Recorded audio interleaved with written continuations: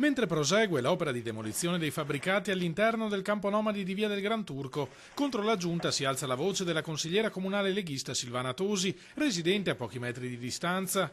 Nel 2009 era stata la prima a battersi prima contro la realizzazione dell'insediamento e poi per il suo smantellamento, ma oggi non se la sente di esultare. Il 29 agosto di quest'anno ho inviato una lettera al sindaco, al vice sindaco, agli assessori competenti, informandoli che dentro il campo nomadi c'è una colonia felina di circa 50 gatti, di cui una decina hanno 5-6 mesi. Avevo chiesto che le due casette più esterne fossero preservate al fine di dare rifugio a questi animali, rivela la Tosi, la cui sopravvivenza potrebbe essere messa in pericolo dalla stagione fredda.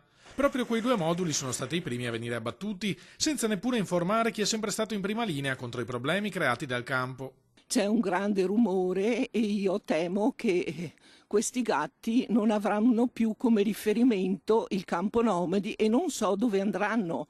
Quindi il sindaco, che dovrebbe tutelarli, invece non li ha tutelati. Questa è una gravità, perché secondo la legge nazionale, secondo la legge regionale, avrebbe dovuto preservarli. La decisione di abbattere immobili costati 4 milioni di euro, pur frutto di un'operazione sbagliata, secondo la consigliera di maggioranza è stata presa troppo alla leggera. Io penso, se non sarebbe stato più opportuno anche informare i consiglieri, il consiglio comunale, per progettare un'eventuale fruizione di questi 38 moduli abitativi di 38 metri quadrati ciascuno.